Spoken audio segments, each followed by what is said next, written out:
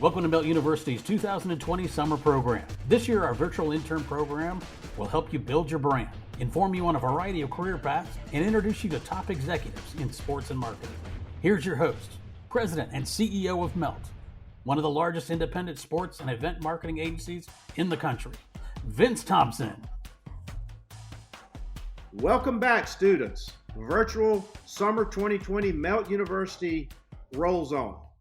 Today, in our podcast, we have a very, very special guest. Alan Greene is the athletic director of Auburn University, my beloved alma mater, and this is a very, very special interview for me today because pretty much dang near 40 years ago in September, stepped foot on the Auburn campus as a freshman, big wide world, and a chance encounter in a journalism class, as you guys know, with then sports information director David Housel, really changed the entire trajectory of my professional and personal life. And to really round it out and come full circle to be conducting this interview today with Alan Greene is just amazing. I've come to know Alan pretty well over the last few months, year or two, since he's been at Auburn. I'll talk about one of the most fascinating dinners that I've ever had in my life was at his home back in December, and little did we know that we'd all be doing this in a virtual environment. But tremendous background. Alan was a former student athlete, a baseball player at Notre Dame, great institution, great university, great athletic director Jack Swarbrick. Grew up in Seattle and but pursued his passion in sports at Notre Dame, and then used that experience as a student athlete to begin his rise to the post that he's in now. And I call Alan, and you guys have heard some of our what I call the new breed or the new generation of athletic directors. Alan, Scott Strickland at Florida, Greg Byrne at Alabama, Ross Bjork at Texas A&M, really, really leading college athletics and student athletes in a sea, as I say, a seismic change of what's going on in colleges and college athletics. But finished up Notre Dame with a bachelor's degree in finance. Received his master's from Indiana University in Bloomington. Has had an incredible rise. Began with Notre Dame, then went into the University of Mississippi as an assistant AD. Was a deputy AD, senior associate AD at University of Buffalo, and has made a tremendous impact not only on Auburn University, Auburn family, Auburn culture, but his leadership and his vision for student athletes. Very, very actively engaged in the community. Also with NACTA, National Association of Collegiate Directors of Athletics, which is another great organization to follow, creating minority opportunities for athletics. And he and I are also very, very passionate about creating career opportunities for student athletes. Like I said, a wonderful family. I've had dinner in his home. We'll talk about that in just a little bit. But Alan, what an honor and a pleasure for you to join us today on Melt University and share your words of wisdom for our students today. Thank you so much. Well, first, Vince, War Eagle, and thank you for the opportunity to share a few words. Well, War Eagle to you as well, and we'll dive right into it. But I recall your story, and we've broken bread several times together. But you were a standout athlete. I think in Washington State and Seattle had an opportunity to maybe go pro, but pursue a student athlete career. Notre Dame, obviously, tremendous university, tremendous athletic programs. Sort of talk about that growing up. That obviously the passion for sports, being a student athlete, how that began the path. We talk about a lot about the paths of our kids, and obviously there's no linear path, and we're all living through that now. But talk about your path and your passion for a minute. Yeah, I'd be happy to. You're right. Growing up in Seattle, I had the luxury of having a father who was very supportive of my athletic pursuits. I'm an only child. And so I had to create games on my own in my house to pass time. And I remember at about the age of about 5 or 6 playing t-ball. And I remember sitting in the car before the first game. And I told my dad, I'm ready to, kick butt and take names. And so that kind of became the mantra of just being a competitor. And I still like to compete in everything I do today, even if that means beating my kids in a game of horse Oh or yeah. some board game, or even beating my wife in some little competition she likes to have. And so Well, I've met your wife. That might not go over too well sometimes. it definitely won't go over well. Uh, she Right, works out a lot more than I do, and she knows right, that I cannot hang with her despite all the trash that I talk. Uh, right. it's more so just to get me mentally prepared. But I love sport, and I love it because it teaches you so much about yourself. It teaches you so much about life, and it allows you to grow in ways that not many other things can. You're challenged beyond belief. You have to have an immense amount of confidence, but also humility. You have to know how to work with other people. You have to understand the common goal, follow directions, be disciplined. All the things, all the skill sets that someone like you, Vince, looks for in people as you bring them onto your team at Melt. And I'm just a firm believer that sport is um, just a wonderful experience for young people and old people to just remind them of some of the core principles of success in life. So you went to Notre Dame. I forgot what position you played. Outfield? Were you outfielder? Yeah, I forget. I think when I played, they probably had four outfielders, and then now they have three. Right. But They cut it down to three. I was out there roaming the turf. Yeah, yeah. Well, you're understating yourself. I know that, but so you had a great baseball career at Notre Dame. At what point within? Because it was interesting. We were talking with Ross Bjork and Greg McGarity, both former student athletes as well, and so Mhm. they recognized early on. They're like, hey, maybe I'm not going to go pro, but there's a great professional career in the career of college athletics and athletic department. When did that bug sort of strike you? Wow. Well, I was probably one of the fortunate ones, and I did get a chance to go pro. And I got drafted after my junior year in college and signed Mm-hmm. with the Yankees organization. And it was during that time where I was working incredibly hard to pursue my career and try to be a big leaguer.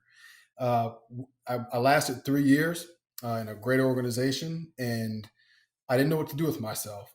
Mm-hmm. And so my now wife, then girlfriend, was back in South Bend, so I moved back there. Worked for a small web development company, and I would stop off at the baseball stadium just to say hi to the guys, say hi to my former coaches.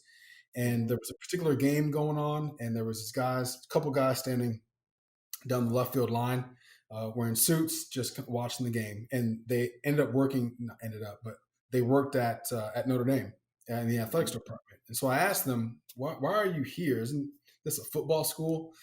And they Right. said, yeah, well, we know we're here to support our student athletes and support our coaches. And I thought, wow, that's awfully nice of you. And I'm Mm-hmm. not the smartest person, so it took me a while to process. And I said, well, wait, Mm-hmm. I'm here too. So wait, y'all get paid to do this, and yet I'm doing it Mm-hmm. for free. And it as I've gotten older and become more appreciative of working in this industry, I came to realize that I've always had in me the desire to help make experiences better and help make Mm-hmm. people better. I just didn't know that it was a profession until a couple Mm-hmm. years after Mm-hmm. sport, which is Mm-hmm. crazy because I was a student athlete. Right. And you think that you would know that there's a career in that field. It never dawned on me that I could do this as a career. Well, and you make a great point because, we talk about the campus being the ultimate professional lab, and students at their age may not be aware, because nobody's told them, like you just said, that they're surrounded by the greatest set of professional opportunities, but they've got to be aware of them. They've got to research them. And in that Auburn Athletic Department building, or Georgia, or Texas A&M, or wherever it is these students are listening, there are so many career opportunities. We're going to unpack a lot of those, but so so note to students, if you're listening and re-listening, uh, take heed from Alan. Be aware of, or be around you. Like, hey, there's careers to be made in that building. There's resumes to be padded. There's relationships to be built. And so you're out of the New York Yankee organization. you're visiting in Notre Dame, and then so your first job was within the athletic department of Notre Dame in compliance. Is that correct? It was, yes. So compliance, and so we tell these kids, hey, there's giant careers in compliance now, and then with name, image, and likeness coming down the pipe, which they're very they're very familiar with through these courses. Talk about the growing role of compliance, because everything that you do, every decision you make on behalf of Auburn and the student athletes, has to be complied with by a set of rules within the NCAA and the SEC and other organizations. Correct? That you're absolutely right, Vince. And let me tell you, compliance was not my first choice. I Right, right. applied at my alma mater for two or three other jobs and did not get them, and had to settle for working in the compliance office. And Mm-hmm. I did that for a number of years. Like 5 or 7 years I worked in compliance. Actually, 5 years I worked in compliance. Mm-hmm. And what I realized is how much compliance is the hub of the athletics department. Any and almost everything comes through the compliance office as it relates to the operations of an athletics department. And so, whether it's a donor event and you want to have student athletes go to interact with donors, or whether it's a financial aid discussion or an eligibility discussion, name, image, and likeness, as you've said, there's a myriad of things that happen on a day to day basis as it relates to athletic administration, and compliance is at the center of it all. So, as much as I didn't want to be in compliance, I realized how important it is. And even to this day, I still am influenced by my experience in compliance, and make sure that our entire department recognizes that there has to be a link back to rules Mm-hmm. compliance to make sure that we're doing the things that we're supposed to, and protect us from doing the things that we're not. Well, and then you said a couple things that just caught my attention. One is you got told no for some of the other positions that you applied for at Notre Dame, but that didn't deter you. That didn't stop you. You didn't. We used to saying "no" is just the first two, doesn't spell no. It's the first two letters of not yet. That's right. Then you had an opportunity to get your foot in the door of the Notre Dame athletic department, whether it was an area you wanted to be in or not. You took that opportunity. So we're telling the kids like, hey, don't take no. No's not, not yet. Don't take it personal. But then if you have this opportunity, even if it's not what you want to be doing, it gets you on your path. Correct. So talk about that. Your experience, like, because you've been a successful athlete, at the highest levels of New York Yankee organization, and then all of a sudden you step back to your alma mater, and you're told no, but you didn't let that get you down or deter you. Correct. Correct, and you can't. I mean, it's hard when you're young and you're fighting for opportunities, whether it's in your team, in your sport. You may be wanting to be number one in your class. You're going to have setbacks. Life is not perfect. It's going to throw you curveballs, if I can use a baseball analogy. Mm-hmm. But what I love about what sport has taught me, right, as a baseball player, and I've used this example before. If you're a doctor and you're performing open heart surgery and you fail 7 out of 10 times, you're going to be sued like crazy, and you're not going to be a heart surgeon for very long. But if you're a baseball player and you fail 7 out of 10 times, you're going to be a Hall of Famer. Right. So Right. failure is an acceptable part of my life as a former baseball player. And I use that as an example to help people know that you are going to fail, and that is okay. That doesn't mean that you are a failure. That just means that it didn't work out that time. And so making sure that you have confidence in your ability to step up to the plate, if you will, and hit that curveball when it comes, you're going to be more prepared, and you're going to be more able to handle things when they don't quite work out your way. But you're also going to be able to see it through a different lens and find opportunity in that failure, if you will. And there's a book or a story, an article, whatever, about failing forward, if you will. And Mm-hmm. that's exactly the way I try to approach life. Take whatever happens that you may not like and turn it into a positive, turn it into a growth opportunity that you wouldn't have had otherwise. Mm-hmm. Well, and by the way, you took the words right out of my mouth and right of our lesson. We say failing is only the failure not to try. You're going to get knocked off that saddle. You're going to get brushback pitches. You're going to get that curveball. But students, write that down. failing is not failure, failing forward. And we're all going to encounter it. And Alan, one of the things that we're talking to our kids about now is that in a post-COVID world, it's going to be more important to be tenacious, to be perseverant, to be persistent. They're going to get told no a lot. It's important to begin positioning your brand. And listeners, Alan's a big proponent within the student athletes of helping them begin to build and cultivate their brand, no different than you. But there's going to be so many job seekers that want to be in sports and live events it's just going to be even tougher. But within the athletic department too, Alan, one thing that we have also uncovered is that there are new and good emerging careers within the mental health area of student athletes. And I know Auburn is at the forefront of that as well. So if students if maybe they're not even journalism majors or sports majors or whatever, or, business affairs for compliance, but what you see careers and future of a path in mental health within student athletes and athletic departments? Because we're hearing that. Whew, yes.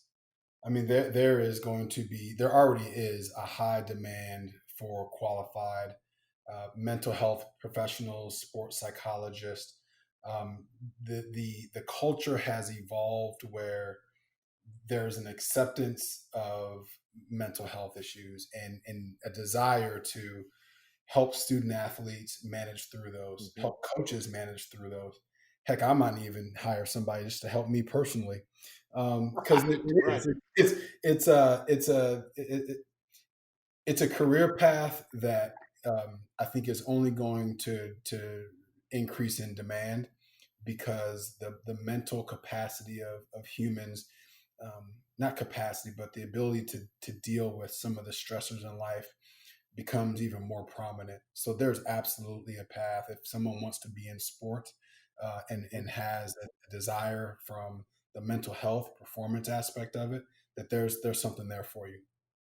That's always saying that, and that's a big one. And then we all, like I said, we talk about a lot that in next year, the athlete's ability to utilize their name, image, and likeness is going to be big. In a lot of my speeches and a lot of my appearances and things, I always use the Auburn women's equestrian team as my talking example of creating positive opportunities. Obviously, there's going to be a lot of compliance issues there, but and again, to our listeners, Alan is one of the most aggressive and progressive athletic directors in the country on all of these types of things. You need to always follow the things that he's putting out there. But Alan, share your perspective because it is very controversial. But you being a student athlete, former student athlete, the ability for the kid and we just interviewed Jim Cavalli last week for Influencer, and he talked about the brands and talked about his program, and obviously very successful down at Auburn with his program. But where do you see opportunities within an athletic department where students can come in and help you in the athletic department and these students in the name, image, and likeness area? Yeah, it's a good one. It's a good question, and it's a complicated one as well. We still don't know the rules of engagement for name, image, and likeness, but we do anticipate that some variation is going to occur. And I would go back to, you made the comment about the importance of building your brand. Regardless of name, image, and likeness, it's important to build your brand, right? And so that's an obligation and a responsibility that students have to themselves and that departments have to the students. What I share with our student athletes is don't let us as administrators, as coaches, don't let us be more interested in your success than your own. All right. So there has to be a desire on the student athlete's part to want to be better in any and every aspect of their lives. So there is that responsibility. It's not like, oh, hey, y'all do all this for me. No, this is your life. This is your life. This is your career. You have the opportunity to sit behind the wheel and drive it. So let's help you do that. But we're not going to sit here and do all the work and you just sit back on your couch and relax while we build your brand. That's not going to help you for the future. And so how do we do that?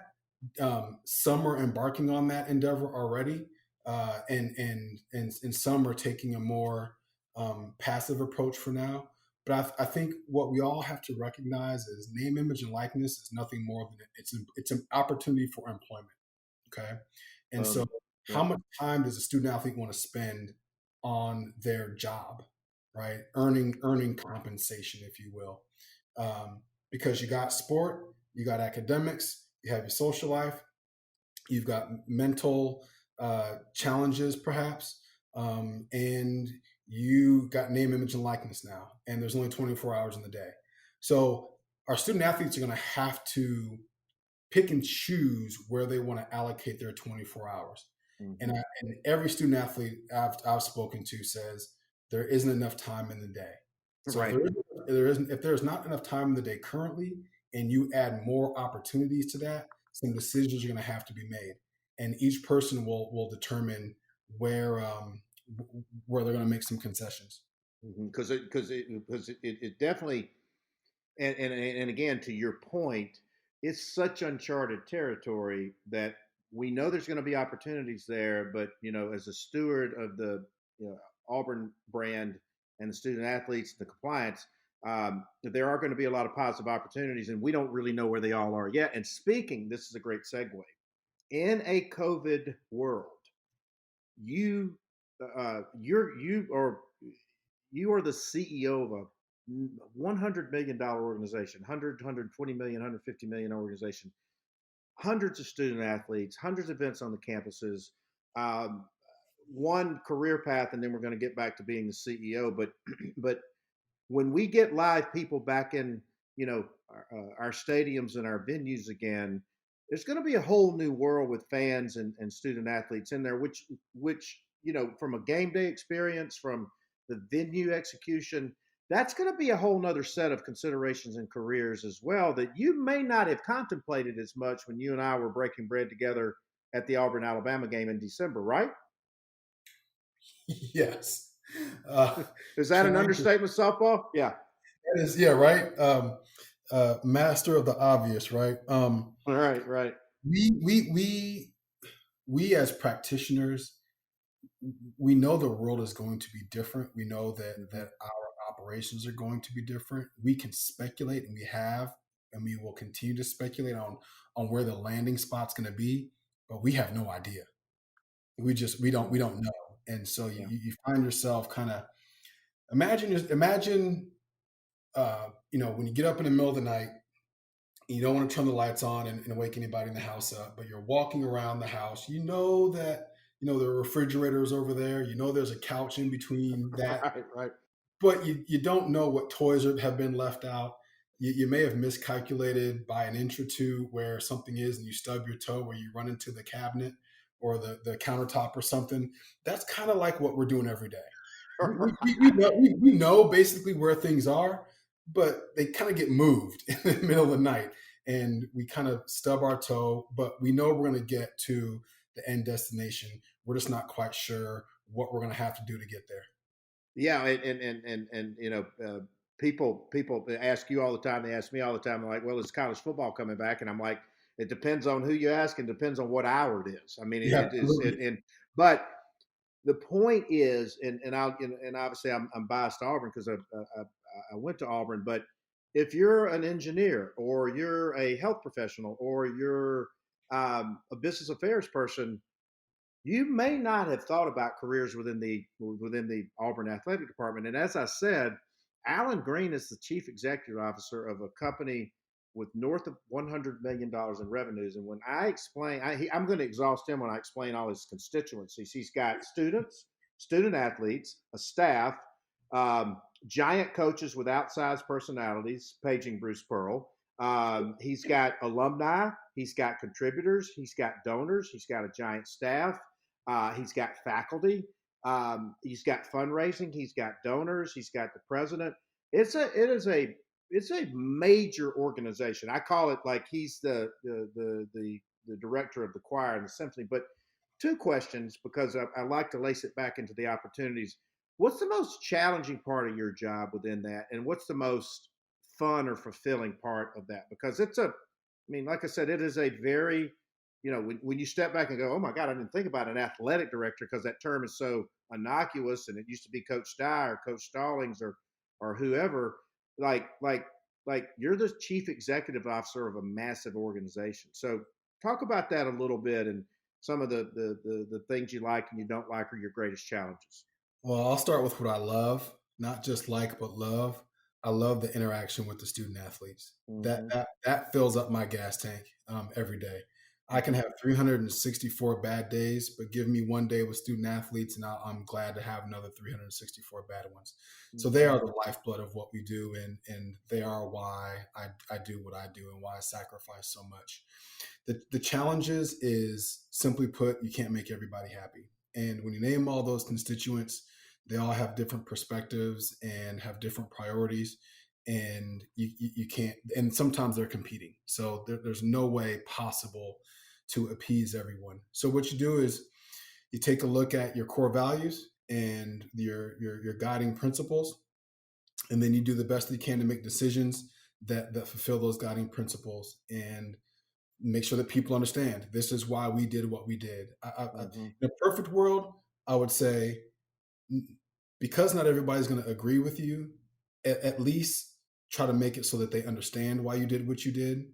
And if they don't like it, then so be it. Hmm. But at least they understand. If they choose to understand, there are some who just want what they want and don't care. Hmm. So those are some of the challenges, but I would say that our student athletes, they definitely keep me going.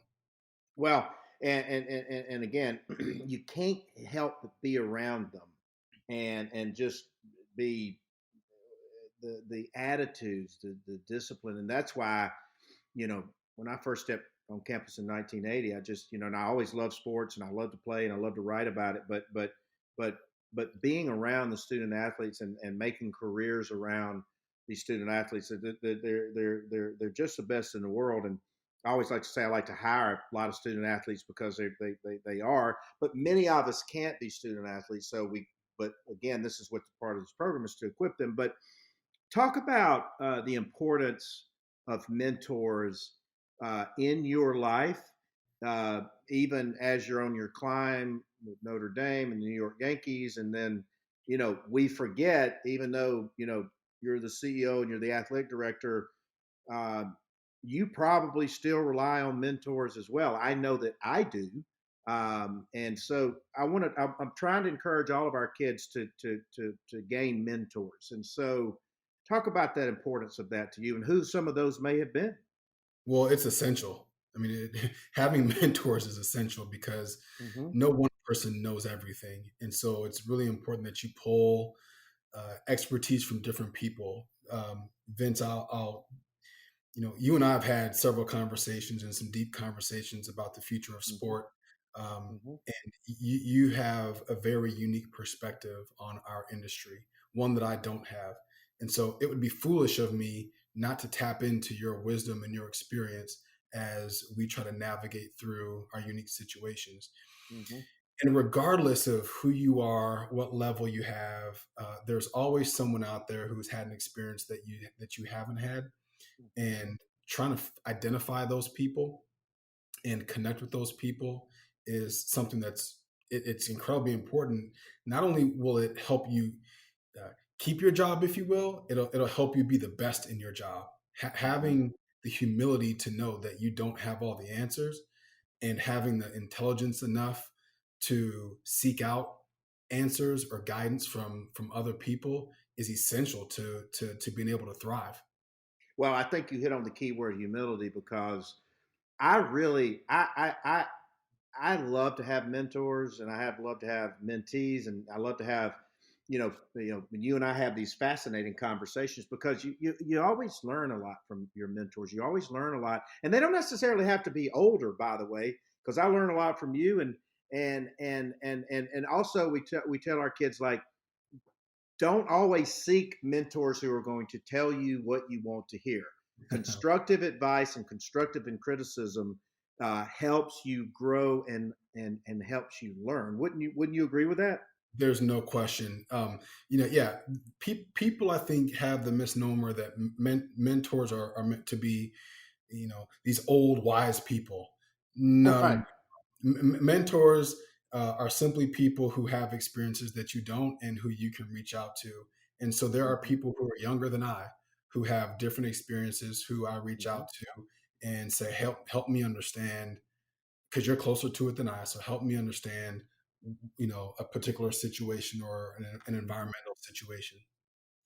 Well, and to your point, like I even when I go back and you had me speak to your student athletes on career development, like talking to some of those gymnasts, like I wanted to get at their perspective. I'm like, you've been doing this since you were, or swimmers, like since you Hmm. were 4 years old and you practice 8 hours a day and you had to drive, round trip 2, 3 hours a day. Tell me, I'm just fascinated about the stories of persistence and perseverance. And so you're never too young or old to be a mentor or a mentee, and you can always learn from all of those around you. And so if a person, young lady, young gentleman, approaches you because you're very visible, you're out there on the Auburn campus, and they say, we tell them to take the shot. So if you see Alan Greene or you see, Coach Pearl, and you say, hey, I really want to be involved in the organization,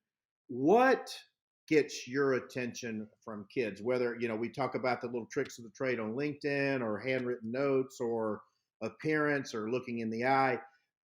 Share what would get Alan Greene's attention. That Vince is a fantastic question that no one has ever asked before. But I do have an answer. So Right.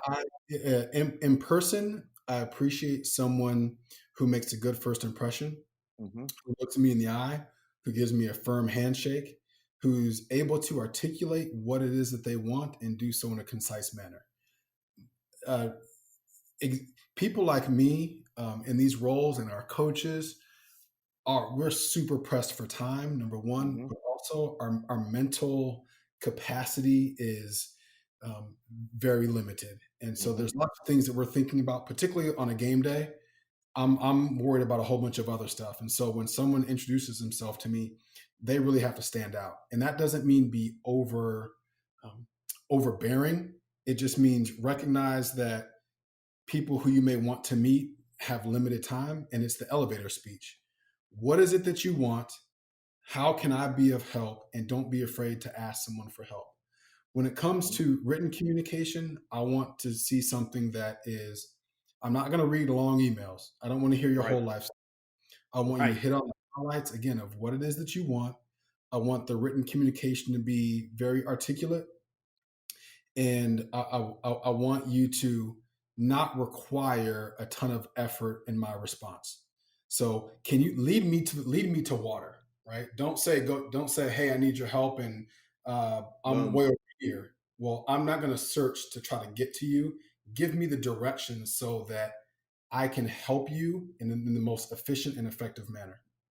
That That's that is spot on, and that and you, but you also talk. You just hit on something else too. Is timing is everything as well, because I've been around you a lot on game days, and what people don't understand is, I'd use the analogy of the duck paddling on the water. You look calm and cool on the exterior, but you got tens of thousands of people and moving parts, and security and safety and all this craziness going on. And so first of all, from a timing perspective, students, timing is everything. Secondly, know your target. And Alan, I tell these kids, I'm like, you like in the old days, I had to go to the library and go to the yellow pages or the encyclopedia or resource guide. They can look up the fact that you played baseball at Notre Dame as an icebreaker. They right. can they can look up, and when they write you a little note that says, "Hey, I shook your hand at the Auburn game, but it was nice to meet you, and I'd love to pursue a job in the compliance department." Mhm. You pass that on to the compliance people as a follow up. So taking that shot, but know when to take the shot. No different than I did when I approached David Housel after my first journalism class, and so that is invaluable advice. And so I got to Hey, tell. hey, Vince, Go ahead. let me add to that because Yeah, you're go ahead. making really really good points here. There's a difference between persistence and annoying, and you need to have situational awareness to know when you cross that line. The other thing I'll say is I don't want your business card, right? Uh, Mm-hmm. I know what's going to happen to it. It's going to find its way in recycling because I'm a tree Yep. hugger. I'm Yep. not even going to throw it away. I'll just Yep. recycle it. Yep. Yep. Yep. when everyone is walking around with an iPhone, you have instant access to contact information. Mhm. So you don't need my business card. I don't need yours. You can Right. find me on the website, on LinkedIn, on whatever. Oh yeah. So use those things to your advantage. And then you had made a point about, for me in baseball, each and every one of us is connected to someone else somehow, some way. For the students out here listening to this, the quicker you can find the connection, the easier it's going to be for you. So when you know that there's someone who you want to meet, have an understanding of where you guys have some similarities, and talk about those similarities. Like reference that so that there's an instant human connection. Well, you hit on two things. I love that term, situational awareness, and when we try to train and drill that into our students and our listeners, like be very aware of the situation, the surroundings, and who your target is. The second thing you just hit on is particularly within a university environment, you have so many opportunities in the job search and intern search for an emotional connection.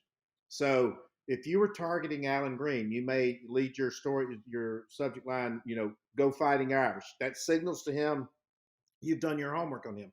Or, hey, I saw you at the football game and I loved that, Auburn, Under Armour polo you had on, or whatever it is. But situational awareness and emotional connection immediately, because we're trying to get these kids to be in the top 5 percentile of the job consideration set.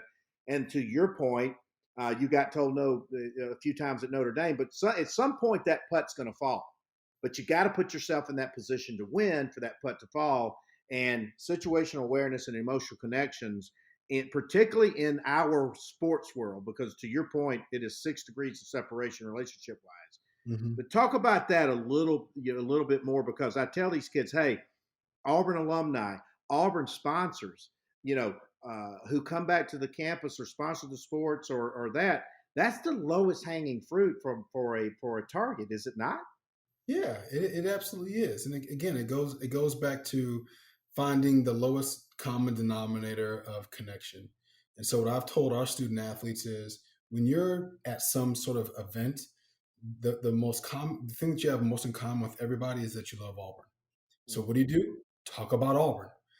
It's one of those things that it's really simple and master the obvious, but sometimes you just have to remind people that very simple concepts can be very, very effective.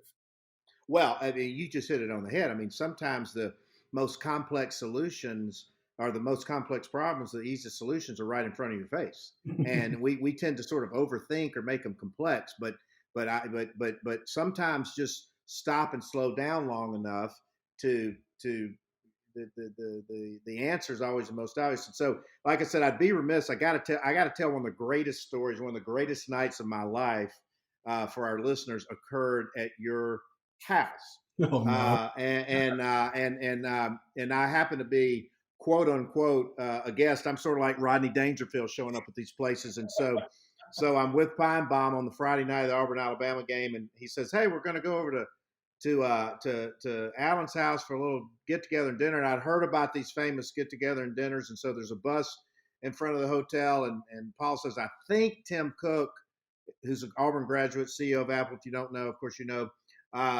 is going to be there." And so we hop on the bus, and literally it's me, Feinbaum, Laura Rutledge, and Tim Cook. And I'm like, oh my God, Tim Cook does not know he's about to be cornered by me. And Tim Cook, so he was with so greatness. so Tim Cook had no idea. He's just seeing me and Feinbaum up there. And so we get to Alan's house, and literally this is like a movie set. So we go to the house. I'm sitting there with Alan, Paul Feinbaum, Tim Cook, Laura Rutledge, Tim Tebow, I think Marcus Spears, Bo Jackson, whom I covered when I was in school there, and Alan's family. And it was this really out of body experience, and Tim's nephew. But Alan, you've built a great relationship with Tim Cook. I think it obviously he was there, and the body language. He's on the sidelines, and talk about your because when I sat down with him and I got to uh, you know unfortunately for him, got to ask him a few questions. He's just such a gentle soul, and his insight and wisdom. Like I was like, I walked out. I'm like, I could have sat there.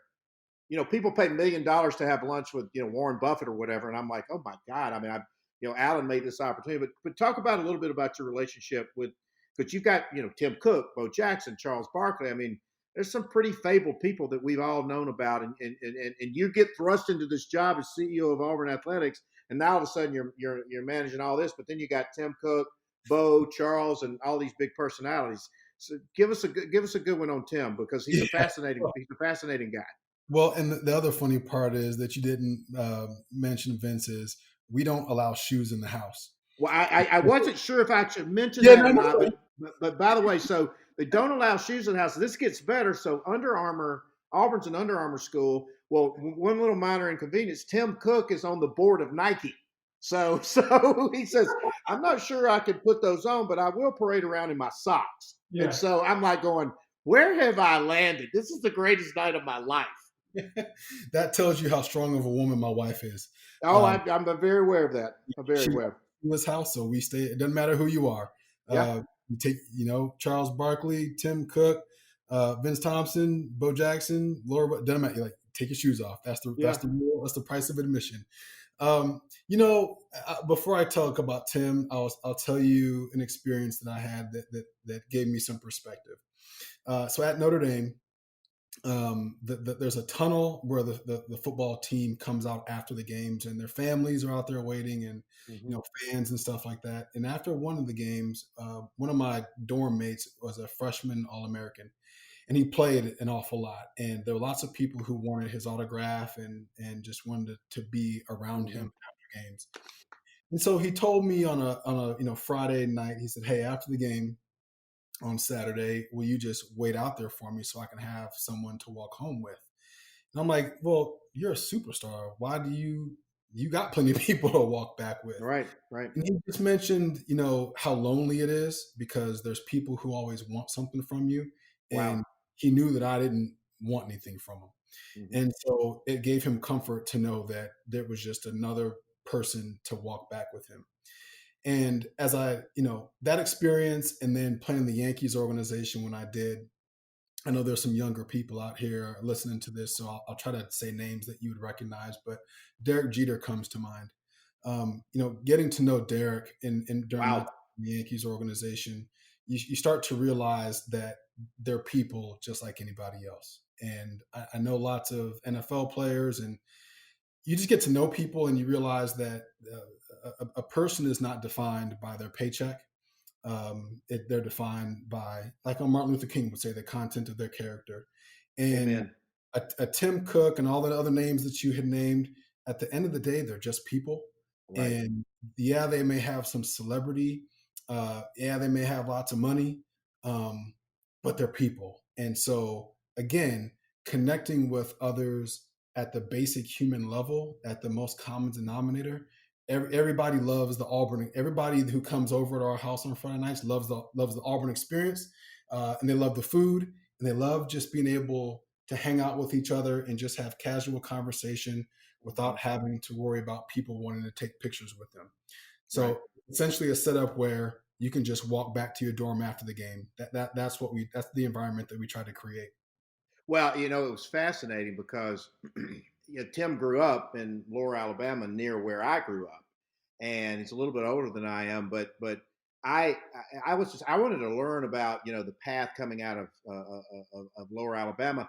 We even talked about he's got a father who's 87, my dad's 86. He to get a tutorial from Tim Cook on the Apple Watch was fascinating. And then I said, Mr. Cook, I said, I bet your software on your phone is not the same as mine. He says, no, it's about 3 generations ahead of yours, by the way. But the other funny thing was just talking about his path. And he told me about the first time he met Steve Jobs, because he had turned down Apple several times because he was on this great path, to be a CEO or whatever. And he said within 5 seconds of meeting Jobs, or 5 minutes, he said, "Look, I was ready to join up." So it was fascinating. But to your point, he's just a guy too. He's just a person too, and Right.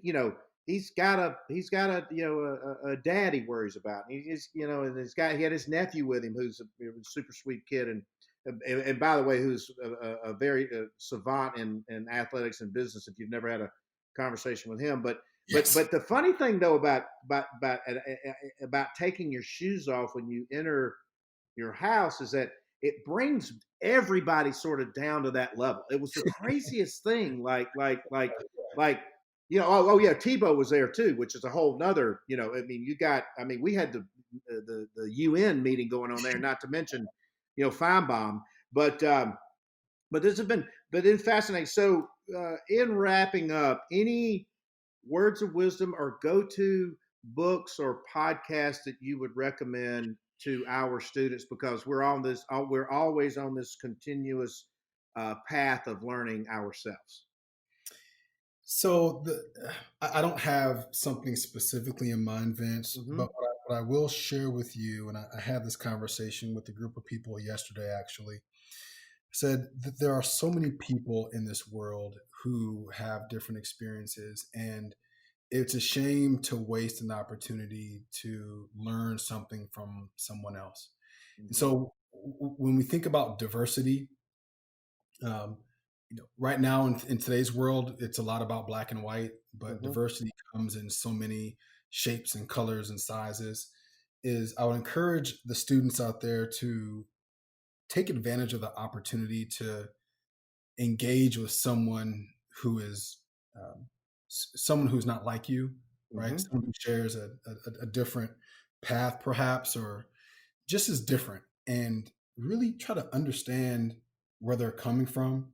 It's a basic concept actually, uh, but it's something that we all, because we're so tied to our phones and we're able to filter all the things that we see. Right, the beauty of life is when you live it unfiltered, right? Mm-hmm. When you don't select certain things and channels to watch or Instagram stories to follow of just what you like. It's kind Mm-hmm. of like eating vegetables. If you try it enough, you're going to end up liking something that you never thought you'd like before. Correct. Correct. Step out of your comfort zone. To the students, step out of your comfort zone and learn something uh, that you wouldn't normally learn. Well, and I, one of my favorite songs is "Walk a Mile in My Shoes" because you truly, the art of conversation, to your point, is becoming a lost art, based on the fact we're so immersed in our phones and our likes and our dislikes and IG stories and all those things. But stop and take some time to learn something from somebody, because you just never know who you're talking to. And the other thing is, you never know where that might lead to a great enlightenment or a great learning or a great opportunity. And the campus is such, whether it's Auburn campus, because I'm obviously it's just an amazing place. I'm biased, but every college campus is just filled with amazing, wonderful, intelligent humans from, all corners of the world and all different viewpoints. And it's so important to, to have that enlightenment. But I tell you, this has just been such a tremendous conversation. You've imparted so many words of wisdom for our students, and I was so excited that you joined us, and I was um, so looking forward to this, just because it never gets old for me to step back on that Auburn campus. It never gets old, to be in that athletic department. And I say this without bias, that Alan Greene leads to me the best game day experience, and I know everybody else would say theirs is as well. But the precision of that game day experience and where and those opportunities, but Alan, you guys can see why he's the leader of the Auburn athletic department, the CEO of the Auburn athletic department, Notre Dame student athlete, New York Yankee, which I either had forgotten or didn't remember, and then just this amazing path of going from Notre Dame, going to the University of Mississippi, Ole Miss, University of Buffalo, also a part of the true Auburn family, and Alan. We just so appreciate your time and your insight and your knowledge and wisdom and passion for our students of Melt University. Thank you very, very much for your time today. It's my pleasure, Vince. Thank you again for the opportunity. So, students, virtual summer 2020 Melt University, we roll on. And a special thank you to Alan Greene. Thanks, Vince. Hope you enjoyed today's virtual class. We'll be back soon with another edition of Melt University 2020.